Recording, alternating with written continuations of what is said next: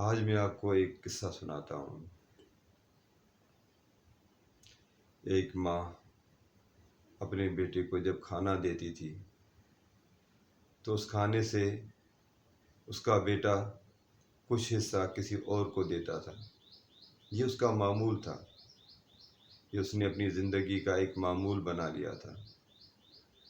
ماں نے ایک دن اس بچے کو کہا کہ بیٹا، جب بھی میں کھانا دیتی ہوں تو اس کا زیادہ تر حصہ تم دوسرے لوگوں کو دیتے ہو، تمہارا پیٹ نہیں بھرتا، لہذا تم خود کھایا کرو نا۔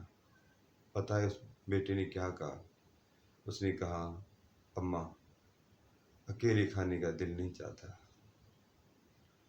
جب کسی کو اپنے ساتھ ملا دیتا ہوں نا، میرا دل بہت خوش ہو جاتا ہے، میں مطمئن ہو جاتا ہوں اور مجھے لگتا ہے کہ میں نے کھانا بہت زیادہ کھا لیا۔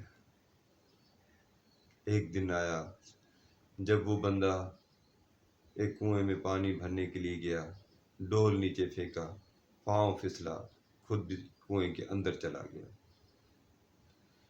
ماں کو پتہ چلا، دوڑی آئی، لوگوں کو بلایا، دوڑتی رہی، سب کو بلایا، میرے بیٹے کو بچا۔ لوگوں نے کہا یہ نہیں بچے گا، یہ مر گیا ہوگا، کنواں بہت گہرا ہے۔ ماں نے کہا نہیں، ایسا ممکن نہیں ہے، میرا بیٹا بچ جائے گا، میں امید نہیں ہاروں گی، میں ماں ہوں۔ کنویں میں رسی پھینکی گئی، رسی وزنی لگی، اوپر بندہ آ گیا، پوچھا گیا کہ تم کیسے بچے؟ سب لوگ حیران تھے، سب لوگ حیران۔ اس نے کہا کہ مجھے پتہ ہی نہیں چلا، مجھے ایسے محسوس ہوا جیسے کسی نے مجھے نیچے اپنے پاؤں کی ہتھیلی پہ روک دیا ہو، مجھے ایسے محسوس ہوا، میرا بدن بھیگا ہی نہیں پانی میں۔ دینے کی برکت بہت ہوتی ہے، ہاتھ اوپر ہونا چاہیے۔ بس اس وقت جب کسی کو دیں نا، اس کی آنکھوں میں نہ دیکھا کریں، بس اس کی آنکھوں میں نہ دیکھا کریں، بس رب العالمین سے شکر ادا کریں۔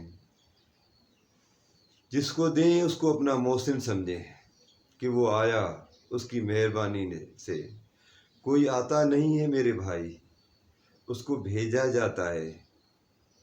جب کوئی آپ کے دروازے پہ دستک دے، آئے، کوشش کریں اس کو خالی نہ لوٹائیں۔